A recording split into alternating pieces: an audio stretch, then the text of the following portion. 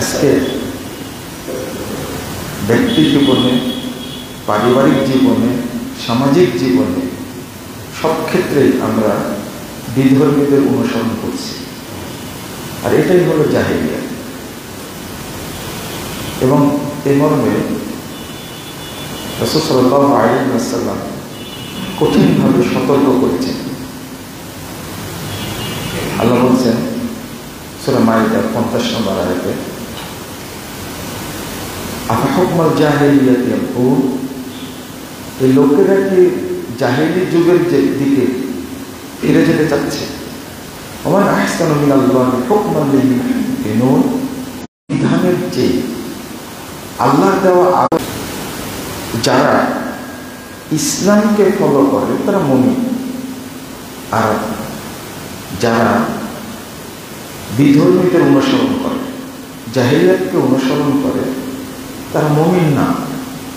এরপরে আয়াতটা হলো, ইয়া আইয়ুহাল্লাযীনা আমানু লা তাত্তাখিযুল ইয়াহুদা ওয়ান নাসারা আউলিয়া, হে ঈমানদারগণ, তোমরা ইহুদি খ্রিস্টানদেরকে বন্ধুরূপে অনুসরণীয় হিসাবে গ্রহণ করো না। বা'দুহুম আউলিয়াউ বা'দ, কারণ তারা পরস্পরের বন্ধু। ওয়া মান ইয়াতাওয়াল্লাহুম মিনকুম, তোমাদের মধ্যে যে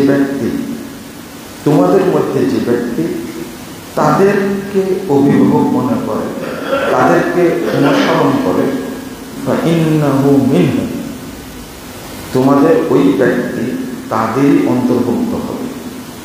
কথাটা আবার শুনুন, ওয়া মান ইয়াতাওয়াল্লাহুম মিনকুম, তোমাদের মধ্যে যে ব্যক্তি তাদেরকে ফলো করে, ফাইন্নাহু মিনহুম, ওই ব্যক্তি তাদেরই অন্তর্ভুক্ত হবে। রাসূলুল্লাহ সাল্লাল্লাহু আলাইহি ওয়াসাল্লাম বলছেন, আবু দাউদের মধ্যে হাদিসটি এসেছে 3140 নম্বর হাদিস, মান তাশাব্বাহা বিকওমিন ফাহুয়া মিনহুম, যে অন্য জাতির সাদৃশ্য অবলম্বন করবে সে তাদেরই অন্তর্ভুক্ত হবে। রাসূল সাল্লাল্লাহু আলাইহি ওয়াসাল্লাম বলছেন, আল মারউ মা মান আহাব্বা, ব্যক্তি পরকালে যে তাকে ভালোবাসে। ফাকালা রাজুলুন ইয়া রাসূলুল্লাহ, আল মারউ ইউহিব্বুল কওমা ওয়াল্লামা ইয়ালহাক বিহিম।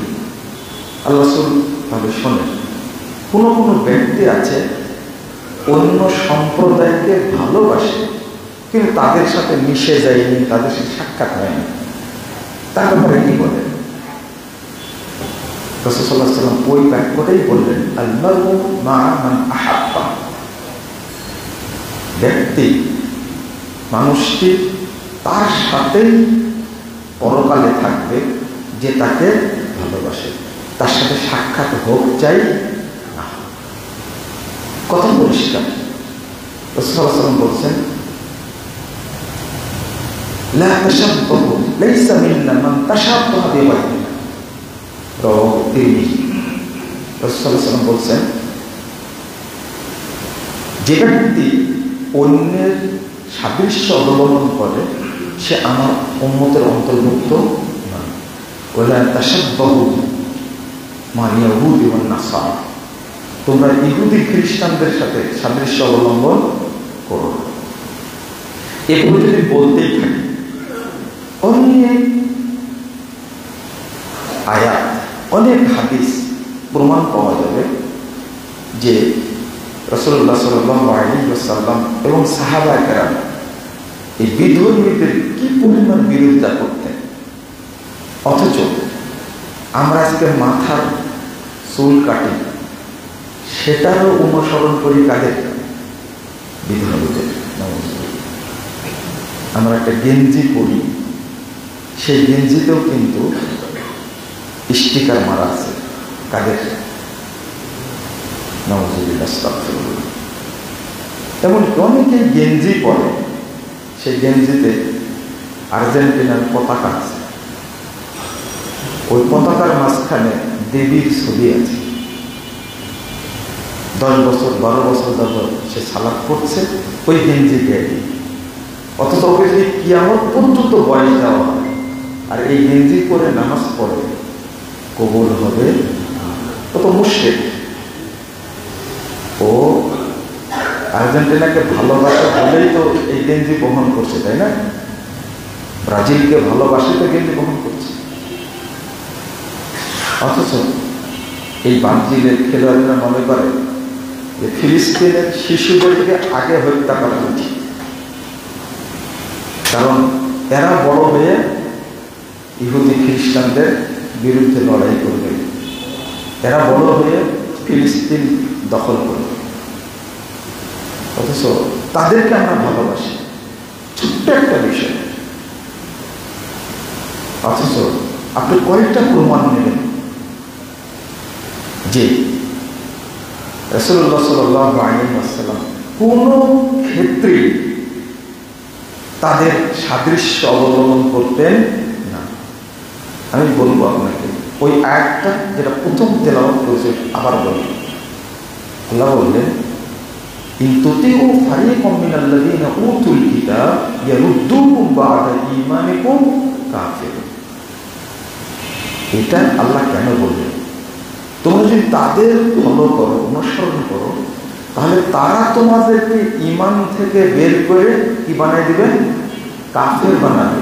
কাফের, কাফেরী, তারা কাফের বানাবে। আজকে ইহুদি খ্রিস্টানরা, বিধর্মীরা আমাদের দেশে এমন কিছু জিনিস পাচার করেছে যেটার সাথে আপনি জড়িত হলে কি হয়ে যাবেন? কাফের হয়ে যাবেন। এক নম্বর, দিন হিসাবে, জীবন বিধান হিসাবে অনুসরণীয় দিন একমাত্র কি? ইসলাম। ইন্না দীনা ইনদাল্লাহিল ইসলাম। ইসলামই সত্য। সূরা আল ইমরান 19 নম্বর আয়াত, 85 নম্বর আয়াত আল্লাহ বলেছেন, ওমান ইয়াবতাগি গায়রাল ইসলামি দীনান ফালান ইউকবালা মিনহু ওয়া হুয়া ফিল আখিরাতি মিনাল খাসিরিন। ইসলাম ছাড়া কেউ যদি অন্য দিন, ধর্ম, দর্শন, থিওরি, মতবাদ, তরিকা, ইজম, তন্ত্র, যাই হোক না কেন, কেউ যদি অনুসরণ করে তাহলে সেটাকে গ্রহণ করা হবে না। ওয়া হুয়া ফিল আখিরাতি মিনাল খাসিরিন।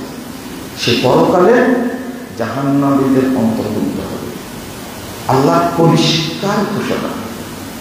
তাহলে আমি যদি ইসলামই মানি, তাহলে পাশ্চাত্যের পাচার করা এই দর্শন, থিওরি, মতবাদ, ইজম, তরিকা, এইগুলো কেন মানব? যদি আমি বিশ্বাস করি যে ইন্না দীনা ইনদাল্লাহিল ইসলাম। আজকে বাংলাদেশের অধিকাংশ মানুষই কেউ ধর্মনিরপেক্ষ মতবাদের সাথে জড়িত, কেউ জাতীয়তাবাদের সাথে জড়িত, আর কেউ এবং তাদের একটা বাক্য। বাংলাদেশের 95% প্রায় মুসলিম, কিন্তু আমাদেরকে পরিচালনা করছে এখন তারা, যাদের সংখ্যা বাংলাদেশে 1% না, নাস্তিকরা। আপনারা 24-এর অভ্যুত্থান করে গণতন্ত্র কায়েম করবেন বলে যারা দায়িত্ব নিয়েছে তারা তো প্রথম গণতন্ত্রকে কবর দিয়ে নিয়েছে, তাই না? 23 জন উপদেষ্টার মধ্যে ইসলামপন্থী কয়জন আছে? একজন আছে, টুপিয়া একজন আছে। তাহলে কি গণতন্ত্র থাকলো? 23 জন যদি হিসাব করে তাহলে অন্তত 95% ইসলামপন্থী থাকলে তাহলে কয়জনের উপদেষ্টার মধ্যে? সবুকারের ফাঁকি বুঝি না, আমাদের ওই মেধাটা নাই।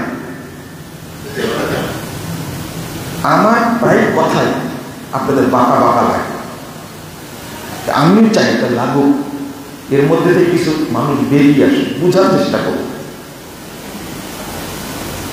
তাহলে এরা কি গণতন্ত্র প্রতিষ্ঠা করবে?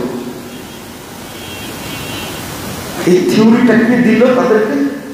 অধিকাংশ নাস্তিক না সুন্দর একটা পলিসি বের করেছে, এমন একটা কাজ করবো আমরা, সংস্কার করবো, সংবিধান সংস্কার কমিশন নাই, এক সুন্দর কাজ করছে। আমাদের একটা কথা বলে দিল, সংবিধান থেকে ধর্ম নিরপেক্ষতা বাদ দিয়েছি, সেকুলারিজম বাদ দিয়েছি, ন্যাশনালিজম বাদ দিয়েছি, কমিউনিজম বাদ দিয়েছি, তো ডেমোক্রেসিটা রাখছি, গণতন্ত্র রাখছে। খুব গর্বের সাথে বলছে, কেন? সবাইকে খুশি করবে, টুপি আলাদা খুশি থাকবে, জেনারেল শিক্ষিত মানুষের খুশি থাকবে, হুজুরেরাও খুশি থাকবে। আমরা সুন্দর একটা কি রাষ্ট্র ব্যবস্থা, কি সুযোগ আছে? সুযোগ আছে। ইবাদতের ক্ষেত্রে তাওহীদ হলো একমাত্র কাকে ইবাদত করতে হবে? আল্লাহ। আর তাওহীদ দ্বীন, দ্বীনের ক্ষেত্রে তাওহীদ হলো অন্য সব কিছুকে বাতিল করে একমাত্র দ্বীন ইসলামকে কি করতে হবে? মেনে নিতে হবে, সবগুলো বাতিল করে। আর তাওহীদ ফির রিসালা, অনুসরণের ক্ষেত্রে অনুসরণ একজনের চলবে, তিনি হলেন মুহাম্মদুর রাসূলুল্লাহ সাল্লাল্লাহু আলাইহি ওয়াসাল্লাম। কথা তিনটা খেয়াল করবেন। ইবাদতের ক্ষেত্রে একমাত্র কার ইবাদত চলবে? আল্লাহ। আইনদাতা রুজু বাতিল, ফামাযা বাদাল হক, হকের পথে যা আছে, হকের পরে যা আছে সবগুলো বাতিল ছাড়া কি? হক কি বলেন? হক কি? ইসলাম। বাকি সব বাতিল। তাহলে বাতিলকে মিশ্রিত করলেন কেন? এটা কিন্তু বড় অপরাধ। আল্লাহ নিজেই বলছেন, আমার কথা না, শোনেন আয়াতটা খুব সাবধান। মিশ্রণ করবেন না, মিশ্রণ করবেন না। রাসূলুল্লাহ আল্লাহ রাব্বুল আলামিন বলছেন 150 151 নম্বর আয়াত, ইয়াকুলুনা নুমিনু বিবাদ ওয়া নাকফুরু বিবাদ। তাদের দাবি হলো আমরা কিছু নিব আর কিছু কি ছেড়ে দেব। নুমিনু বিবাদ ওয়া নাত্তাখিযু বাইনা যালিকা, পথ তৈরি করব আমরা। কত সুন্দর যুক্তি না? বর্তমান এই বুদ্ধিজীবীদের সাথে আল্লাহ রাব্বুল আলামিনের কথাটা মিলে যাচ্ছে না? কেউ যেন বিতর্ক না করতে পারে। দুইটা মিলে কি করব? সুন্দর পথ তৈরি করব। আল্লাহ বলছেন উলাইকা হুমুল কাফিরুনা হাক্কা, এরাই হলো অরিজিনাল কাফের, যারা দুইটাকে মিশ্রণ করে। ইহুদি, খ্রিস্টান, বৌদ্ধ বিধর্মীদেরকে আল্লাহ আসল কাফের বলছেন না, ফ্রেশ কাফের বলছেন না, তাদেরকে ফ্রেশ কাফের বলছেন আল্লাহ, যারা দুইটাকে কি করেছে? মিশ্রণ করেছে। ইসলাম এবং কুফর, তাওহীদ এবং তাগুত, ঈমান এবং কুফর, দ্বীন এবং জাহেলিয়াত পাঠাইছে। মানুষের একটা অঙ্গ কেটে দিলেন, কি কেটে দিলেন? অঙ্গ কেটে দিলেন, তো বেঁচে থাকবে। চোখ তুলে দিলেন, তবু কি বেঁচে থাকবে। বা কান কেটে দিলেন, তবু কি বেঁচে থাকবে। কেটে নিচ্ছে না, বেঁচে আছে। কিন্তু আপনি যদি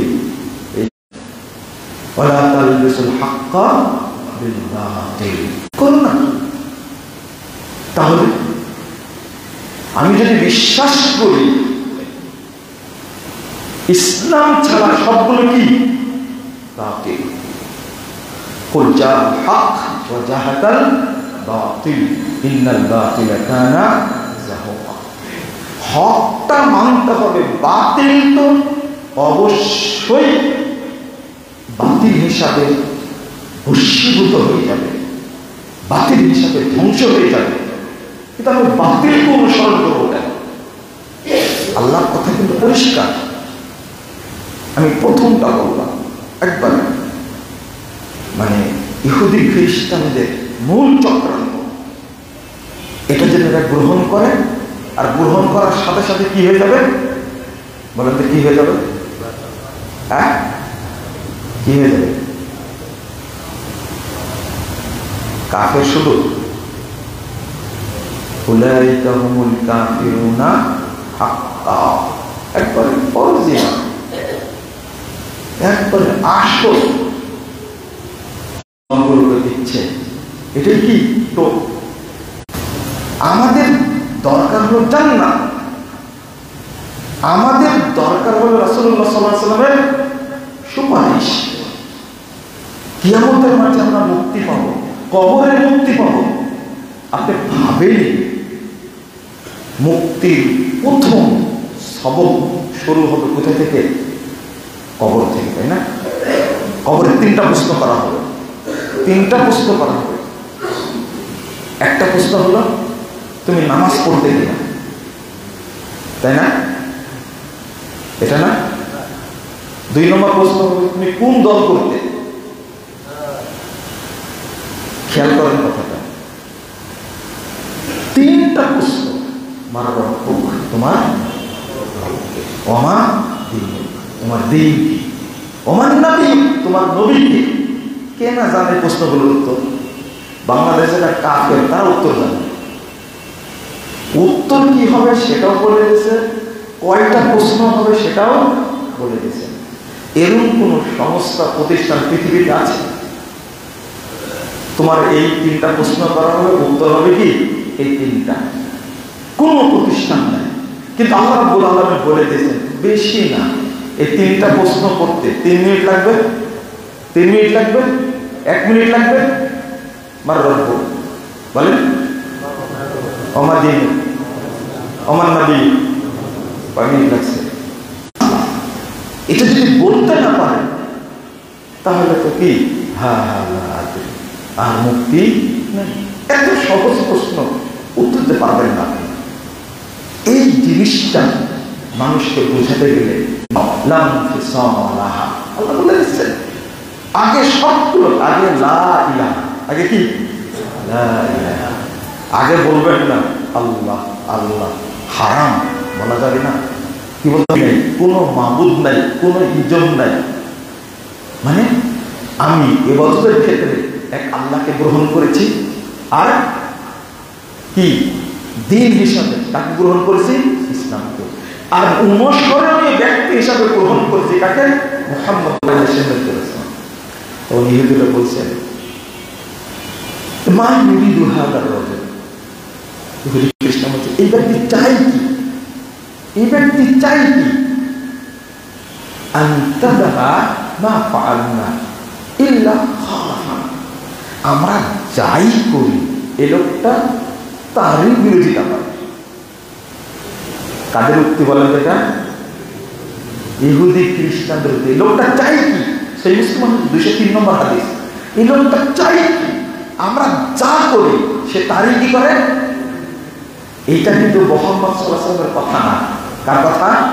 ইহুদিদের কথা।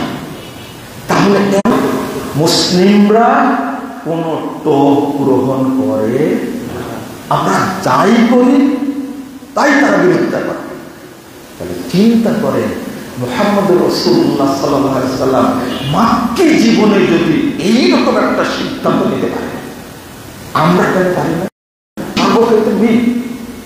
আমাদের মহিলারা সন্তানদেরকে দুধ দেয় না, এটা তো ঠিক, তাই না? সন্তানদেরকে দুধ দেয় না, দুধ দেয় না কেন? তাড়াতাড়ি স্বাস্থ্য ভেঙে যাবে, বাচ্চা দুধ থেকে বাচ্চাকে বঞ্চিত করে, স্তন ঝুলে যাবে, খারাপ লাগবে, লাবণ্য নষ্ট হয়ে যাবে। এটা কাদের? এই সংস্কৃতিটা কাদের? ইহুদি খ্রিস্টানদের। এই দুধ কোথায় যায়? কে খাবে? একটা মায়ের বুকে একটা সন্তানের জন্য প্রায় 60 মণ দুধ থাকে। কয় মণ? এত এত দুধ খাবে কে? কেউ বলছে 45 মণ থাকে, হলো তো একটা বিজ্ঞানীদের তথ্য। এই দুধ খাবে কে? ওতে খাওয়ালো না যে বাচ্চাকে। মুহাম্মদ রাসূলুল্লাহ সাল্লাল্লাহু আলাইহি ওয়াসাল্লাম বলছেন আমাকে জাহান্নাম দেখানোর জন্য নেওয়া হলো। 1568 নম্বর হাদিস, আবু দাউদ মুস্তাদরাক হাকিমের মধ্যে এসেছে। রাসূল সাল্লাল্লাহু আলাইহি ওয়াসাল্লাম বলছেন আমাকে নিয়ে গেল একটা এলাকায়, শুধু মহিলা মহিলা, তানহাসু সাদিয়া মহিলা হায়াত। দেখছি এই মহিলাদের বড় বড় স্তনকে বিশাল বিশাল সাপ একটা লোটু পুটু করে তাদের দুধ খাচ্ছে। আমি দেখলাম বহু মহিলা উলঙ্গ, আর তাদের বড় বড় স্তন একবারে সবল মেরে মেরে দুধ খাচ্ছে। জাহান্নামে বিশাল বিশাল সাপ, তার ভাষণ ভাইয়া সাল্লাল্লাহু। আমি বলতে মা ভালো হাউলাই, এই ফেরেশতারা এদের অবস্থা কেন, এ কি অবস্থা? তখন ফেরেশতারা জবাব দেয় ইয়ামনানা আওলাদাহুন্না আলবানাহুন্না। আল্লাহ রাসূল, এই সমস্ত মহিলা তাদের সন্তানদেরকে দুধ দিত না, বঞ্চিত করেছে। ওই জমে থাকা দুধ এখন জাহান্নামের সাপ খাচ্ছে। একটা বললাম, এই টেন্ডেন্সি গ্রহণ করলাম কোথায় থেকে? পাশ্চাত্য থেকে, ইহুদি খ্রিস্টানদের থেকে। কি হাজির বাড়ি, কি গাজীর বাড়ি, কি আলেমের বাড়ি, কি মৌলবীর বাড়ি, কি ব্যবসায়ীর বাড়ি, সব বাড়িতে এরকম মহিলাকে আমরা পুষছি, যে সমস্ত মহিলা বাচ্চাদেরকে দুধ দেয় না, খাওয়ায় ফিডার, লিডার করার জন্য, সিটার বানানোর জন্য।